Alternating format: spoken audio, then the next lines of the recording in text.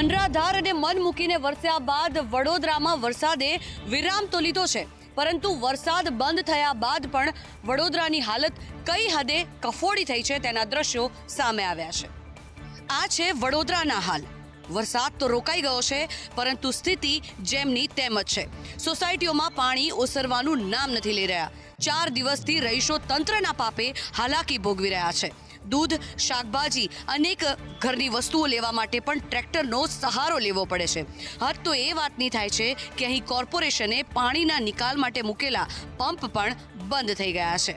પણ દર વખતની જેમ દરેક વખતે કોર્પોરેશનમાંથી અધિકારી શ્રી આવે અને અમને એક આશ્વાસન આપીને જાય કે અમે બનતો પ્રયત્ન કરીશું। આટલી બધી મહેનત કરતા હોય અને આટલી પ્રજાની વચ્ચે જ્યારે ચાલીને જતા હોય તો મારા નાગરિકોને બી સલામ છે કે આજે કાઉન્સિલરને પણ અહીંયા આવવા દે છે, નહીં તો પરિસ્થિતિ એટલી ખરાબ છે કે કાઉન્સિલરને પણ લોકો બેસવા ના દે એવી પરિસ્થિતિ। ભાજપના સ્થાનિક કોર્પોરેટરે પણ આ સ્થિતિને લઈને તંત્ર સામે પોતાની ભડાસ કાઢી છે અને કહ્યું છે કે વારંવાર રજૂઆતો કરવામાં આવી છે, તે છતાં પણ તંત્રના પેટનું પાણી હલતું નથી। ભારે વરસાદ વચ્ચે વડોદરાની વિશ્વામિત્રી નદી બે કાંઠે વહી રહી છે, જેના કારણે નદીમાં વસવાટ કરતા મગર સહિતના સરીસૃપો હવે રહેણાંક વિસ્તાર સુધી પહોંચી રહ્યા છે।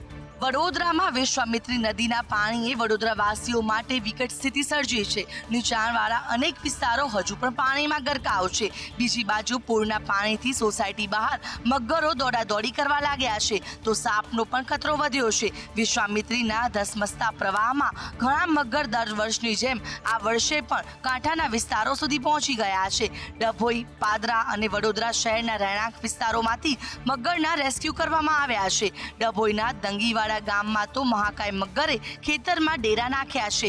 માનવ વસાહતોમાં મગરના ડેરા જોખમી બાબત છે। માણસો પર મગરના હુમલાનું જોખમ પણ તણાય છે। જો કે સદનસીબે અત્યાર સુધી આવી કોઈ ઘટના સામે નથી આવી। આપને જણાવી દઈએ કે વર્ષ 1960માં વિશ્વામિત્રી નદીની અંદર 50 મગર હતા, જ્યારે આજે તેની સંખ્યા 441 સુધી પહોંચી છે। એટલું જ નહીં, પરંતુ દેવ અને ઢાઢર સહિતના તળાવોની અંદર રહેતા મગરોની સંખ્યા પણ 1000ને પાર પહોંચી ગઈ છે। નવસારીમાં જળબંબાકાર બાદ જાણે ભારે તારાજી સર્જાઈ છે। પૂરના કારણે ગરીબ અને મધ્યમ વર્ગની પરિસ્થિતિ વધારે ખરાબ થઈ છે। નવસારી શહેરમાં મેઘરાજાએ તો વિરામ લીધો, પણ શહેરીજનો માટે મુસીબત હજુ યથાવત છે। ઉપરવાસમાં વરસેલા ધોધમાર વરસાદને કારણે પૂર્ણા નદી ગાંડીતુર બની। લોકો પોતાના ઘર છોડવા મજબૂર બન્યા। મકાનોમાં તેમજ સોસાયટીઓમાં 7 ફૂટ જેટલા પાણી ભરાઈ ગયા। આજે પૂરના પાણી તો અસર્યા છે, પણ હવે ઠેર ઠેર કાદવ કિચડ ને ગંદકી થઈ ગઈ, જે દૂર કરવી શહેરીજનો માટે તંત્ર માટે એક મોટું પડકાર છે। પાલિકાએ પડોશી 6 નગરપાલિકાની મદદ લીધી છે। 1000 કર્મચારીઓ શહેરની સાફ સફાઈમાં લાગી ગયા છે। અનેક લોકોનો ઘર વખરીનો સામાન નાશ થઈ ગયો, ખૂબ નુકસાની થઈ।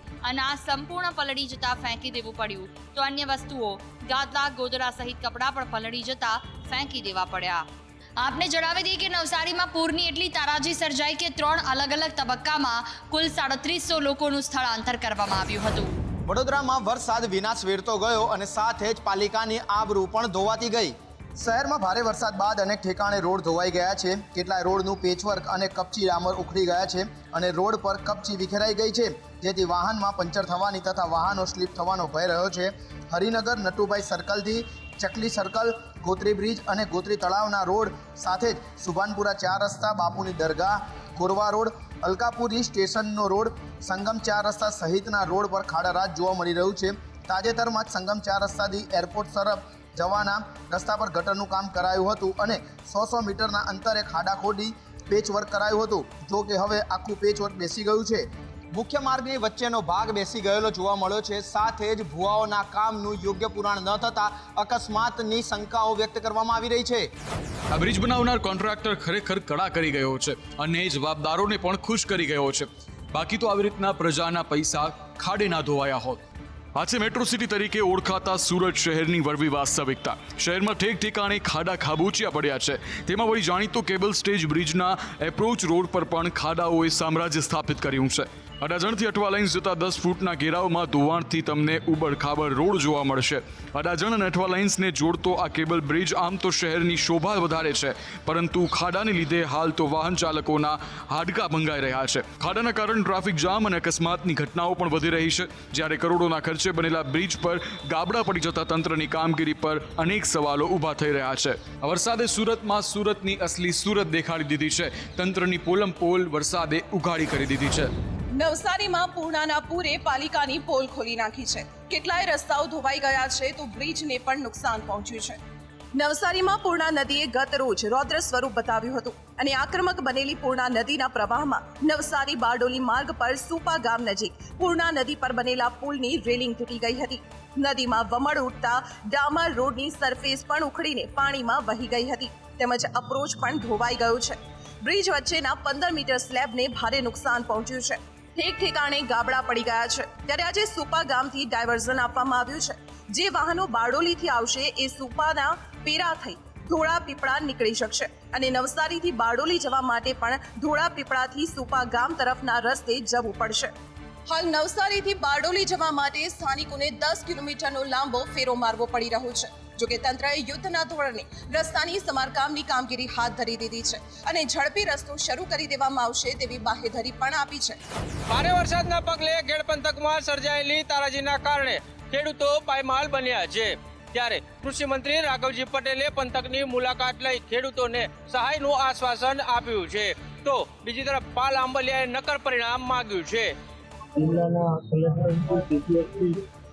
અધિકારીઓ જિલ્લા પંચાયતના પ્રમુખશ્રી, જિલ્લા પંચાયતના પ્રમુખશ્રી, સ્થાનિક ધારાસભ્યો અને બધા આગેવાનો સાથે અમે આજે લોકોને મળી અને પરિસ્થિતિનું નિરીક્ષણ કરવાના છે. અને ભાગરૂપે અહીં પ્રશ્ન લોકો અહીંયા મળ્યા છે આગમાં ગામોમાં અને જઈ આ પ્રશ્નો જાણી અને વહેલી તકે લોકોને આમાં કઈ રીતે થઈ શકાય એ દિશામાં અમે કાર્યવાહી તાત્કાલિક હાથ કરવાના છીએ. એટલે કૃષિ મંત્રી શ્રી આ ઘેડ વિસ્તારના ખેડૂતો ખોટા લોલીપોપથી થાકી ગયા છે. 29 તારીખે સોમવારે સવારે 10:30 વાગે જૂનાગઢમાં કલેક્ટર કચેરીમાં સમાય નહીં એટલા ખેડૂતો આવવાના છે. મધ્યમ વર્ગના લોકો વધુ એક મોંઘવારીનો માર સહન કરવા માટે તૈયાર રહેજો, કારણ કે વરસાદ બાદ હવે શાકભાજીના ભાવમાં વધારો થયો છે. હાલમાં છેલ્લા ઘણા દિવસોથી રાજ્યમાં અવિરત વરસાદ વરસી રહ્યો છે. ત્યારે અવિરત વરસાદને કારણે શાકભાજીના આવકમાં ઘટાડો થયો છે, જેને લઈને મોટાભાગના શાકભાજીના ભાવમાં વધારો જોવા મળી રહ્યો છે. જેમાં ચોળીના ભાવે ડબલ સદી ફટકારી હોય તેવું જોવા મળી રહ્યું છે. ચોળીના પ્રતિ કિલોના ભાવ 200 રૂપિયાને પાર પહોંચી ગયા છે, તો પ્રતિ કિલો ભીંડાનો ભાવ ₹100 થયો છે. જ્યારે ટીંડોળાનો પ્રતિ કિલોનો ભાવ 120 રૂપિયા સુધી પહોંચી ગયો છે. જ્યારે પાપડી 140 અને ફણસી 120થી 160 રૂપિયા પ્રતિ કિલોના ભાવે વેચાઈ રહી છે.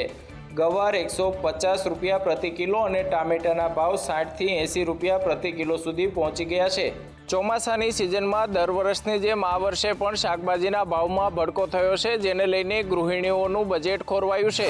ટ્રાફિકના નિયમોનું ઉલ્લંઘન કરનાર ભાજપના હોદ્દેદારને ટ્રાફિક પોલીસે નિયમોનું ભાન કરાવ્યું. તેમની ગાડી ડિટેન કરીને તે બાદ શું થયું જોઈએ વિગતે. રાજકોટના કિસાનપરા ચોક ખાતે ટ્રાફિક ડ્રાઈવ દરમિયાન ભાજપના કાર્યકર્તાઓ કાળા કાચ અને નંબર પ્લેટ વગરની 3 કાર લઈને નીકળ્યા હતા. આ કારને અટકાવી ડિટેન કરાતા ભાજપ કાર્યકર્તાઓ ખેસ પહેરી ટ્રાફિક ડીસીપી સાથે રસ્તા વચ્ચે બોલાચાલી કરી હતી. ભાજપના કાર્યકરોએ કાર છોડાવવા માટે દબાણ પણ કર્યું હતું, પરંતુ ડીસીપીનું કહેવું છે કે નિયમો બધા માટે સરખા છે. રાજકોટ શહેર ભાજપ પ્રમુખે કોઈ પણ કાર્યકર્તાઓને પોતાના વાહનો ઉપર હોદ્દા અંગે બોર્ડ ન લગાવવા મનાઈ ફરમાવી છે.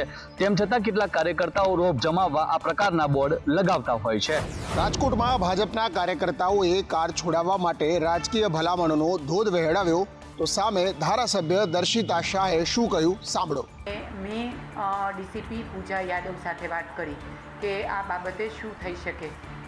પોલીસે જે કામગીરી કરી છે, પોલીસની કામગીરી ખૂબ સરાહનીય છે. આ કાયદાકીય જોગવાઈ છે. કોઈ નિયમ વિરુદ્ધનું કાર્ય કરવામાં આવ્યું નથી, કોઈ નિયમનો પણ ઉલાળ્યો કરવામાં આવ્યો નથી. પરંતુ જે કાંઈ પણ અમને પોલીસ વિભાગ દ્વારા માર્ગદર્શન મળ્યું એ માર્ગદર્શન અનુસાર સંપૂર્ણ ન્યાયિક તપાસ અને કરવામાં આવી છે. બંને કાર્યકર્તાઓને સમજાવી દેવામાં આવ્યા છે. બંને કાર્યકર્તાઓ જે કાંઈ પણ પોલીસ દ્વારા દંડની રકમ છે એ પણ ભરી દેશે અત્યારે એમની ઓરિજિનલ આરસી બુક પણ પોલીસના કબજા હેઠળ છે અને ત્યારે જ પોલીસ એમને પાછી આપશે જ્યારે સંપૂર્ણ દંડની રકમ ભરી આપશે. દર્શિતા શાહે કહ્યું કે મારા સહિત તમામ કાર્યકર્તાઓ નિયમોનું પાલન કરવા માટે બંધાયેલા છે અને ફરીથી આવું ન બને તે માટે કાર્યકર્તાઓને સૂચના આપી છે. ચાંદીપુરા વાયરસનો પગપેસારો સમગ્ર ગુજરાતમાં ઝડપથી ફેલાઈ રહ્યો છે, સાથે અત્યંત ભયાનક સાબિત થઈ રહ્યો છે. ત્યારે પાલનપુરના સર્વેમાં પૂના અને દિલ્હીથી ટીમ આવી પહોંચી છે. બનાસકાંઠાના પાલનપુરમાં સર્વે માટે પૂના અને દિલ્હીથી ટીમ આવી પહોંચી છે. પાછલા દિવસોમાં બનાસકાંઠામાં ચાંદીપુરા વાયરસના કેસ ઝેડ ગતિએ વધ્યા છે, જેના પગલે કેન્દ્રીય આરોગ્યની ટીમે પાલનપુરમાં સર્વે હાથ ધર્યો છે.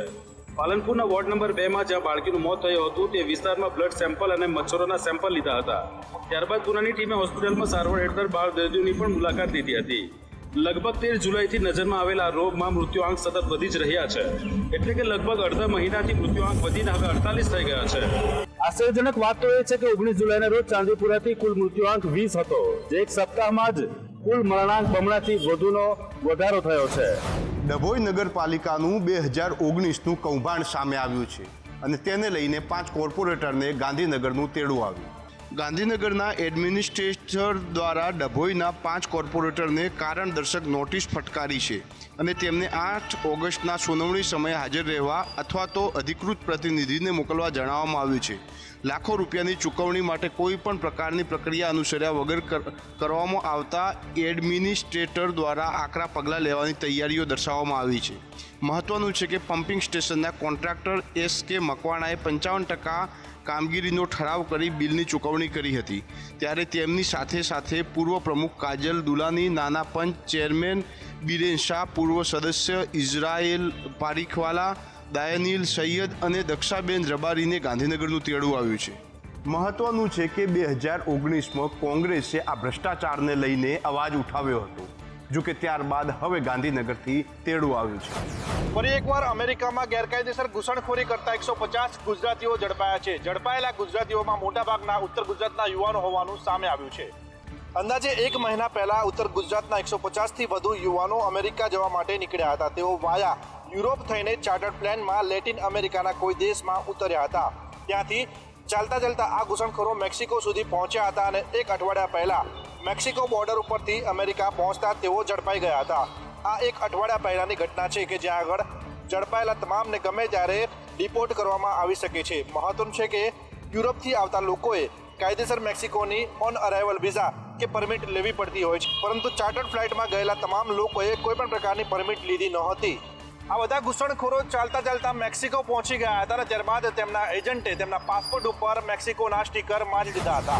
દેશના ઘણા ભાગોમાં ભારે વરસાદને કારણે ગંભીર સ્થિતિ સર્જાણી છે. ત્યારે ઉત્તરાખંડના ટિહરીના બુઢા કેદારના ક્ષેત્રમાં પણ ભારે વરસાદ અને આબ ફાટવાના કારણે હાહાકાર મચી ગયો છે. ઉત્તરાખંડના ટિહરીના બુઢા કેદાર ક્ષેત્રમાં આબ ફાટવાની ઘટનાને પગલે હાહાકાર મચી ગયો. બાલ ગંગા નદીમાં એકાએક પૂરની સ્થિતિ સર્જાતા ચારેકોર વિનાશના દ્રશ્યો સર્જાયા હતા. ગેવાલી, તોલી, જખાણા, વિસન, તીનગઢ અને બુઢા કેદાર ગામના લોકો ભારે મુશ્કેલીમાં મુકાઈ ગયા હતા. ભારે વરસાદને કારણે યમનોત્રી ધામના બંને ગરમકુંડ કાટમાળથી ભરાઈ ગયા છે. જાનકી, ચટ્ટી, યમનોત્રી પગપાળા માર્ગ પર રામ મંદિર પાસેના રજીસ્ટ્રેશન સેન્ટરને નુકસાન થયું છે. કેટલાક વિડીયો પર સામે આવ્યા હતા, જેમાં દુકાનો મકાનો વહી જતા સ્પષ્ટ દેખાય છે. બુઢા કેદારના તોલી ગામમાં તો ભૂસ્ખલન જેવી ઘટના બનતા એક મા દીકરી જીવતા દટાઈ ગયા હતા. સમગ્ર ખીણ વિસ્તારના લોકોમાં ફફડાટ ફેલાયો છે. ભારે વરસાદને કારણે અલકનંદા નદીનું જળસ્તર વધી રહ્યું છે. આ સાથે કેદારનાથના નદી કિનારાના વિસ્તારમાં લોકોનું સ્થળાંતર કરવામાં આવી રહ્યું છે. મહારાષ્ટ્રના કોલ્હાપુરમાં વરસાદી પાણીએ કહેર મચાવ્યો છે. પંચગંગા નદીનું જળસ્તર વધતા પૂર જેવી સ્થિતિ સર્જાઈ છે. મહારાષ્ટ્રમાં પુણે, મુંબઈ, થાણે અને રાયગઢ સહિતના ક્ષેત્રોમાં ભારે વરસાદને કારણે સર્જાયેલી વિવિધ દુર્ઘટનાઓમાં કુલ 15 લોકોના મોત થયા છે. પુણેના નીચાણવાળા વિસ્તારો જળબંબાકાર થઈ ગયા છે, જ્યારે કોલ્હાપુર જિલ્લામાં પંચગંગા નદી ભયજનક સપાટી વટાવી ચૂકી છે, જેના કારણે તેના કાંઠાના ઘણા ભાગો પાણી થઈ ગયા છે. એક તરફ સતત પંચગંગા નદીના જળસ્તરમાં વધારો થઈ રહ્યો છે, બીજી બાજુ ઠેર ઠેર પૂર જેવી પરિસ્થિતિ સર્જાઈ છે. ત્યારે પૂરગ્રસ્ત વિસ્તારમાં NDRF દ્વારા બચાવની કામગીરી કરાઈ. આંબેવાડી, ચીખલી ગામમાંથી નાગરિકોનું સ્થળાંતર કરાયું. બીજી બાજુ NDRFની ટીમને પૂરના પાણી વચ્ચે તૈનાત રખાઈ છે. જેથી કોઈ પૂરના પાણી વચ્ચે ફસાયેલું હોય તો તેને બચાવી શકાય.